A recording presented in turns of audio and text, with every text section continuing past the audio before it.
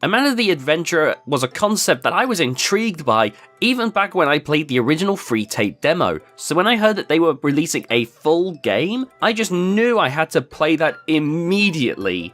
The game has what I'd say are two main gameplay loops, the main one being interacting with these videotapes you find throughout the game where it acts like a haunted Dora the Explorer episode, but unlike the original demo which was fairly linear in how it approached things, they've had the time to really expand on this concept. If you pause the tape at different points, you can get opportunities to do some things outside of the tape, which in some way interacts with the tape itself, such as with the oven in the kitchen. And this also helps you to work towards different endings for the game.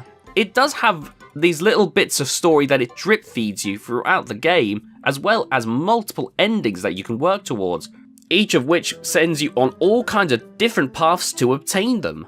I will admit it can get annoying when you find out the answer for one route only for it to get locked off from you entirely, meaning that you need to remember it for the next playthrough.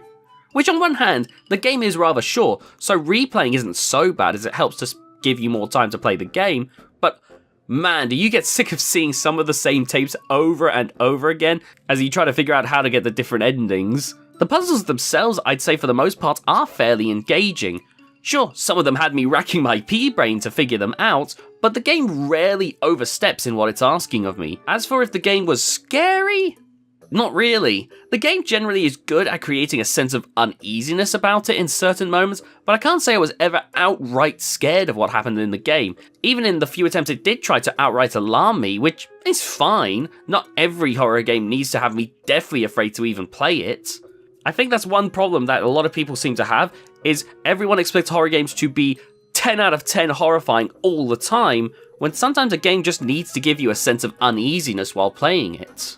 And honestly, I felt the game was actually weaker when it tried to outright scare me because it just couldn't quite do the job. Overall though, despite my criticisms of Amanda looking a bit weird, the game getting a little bit too repetitive at certain points, and yeah, some puzzles can be a little bit obscure, I don't think that that's enough to stop me from giving a general recommendation if you're interested.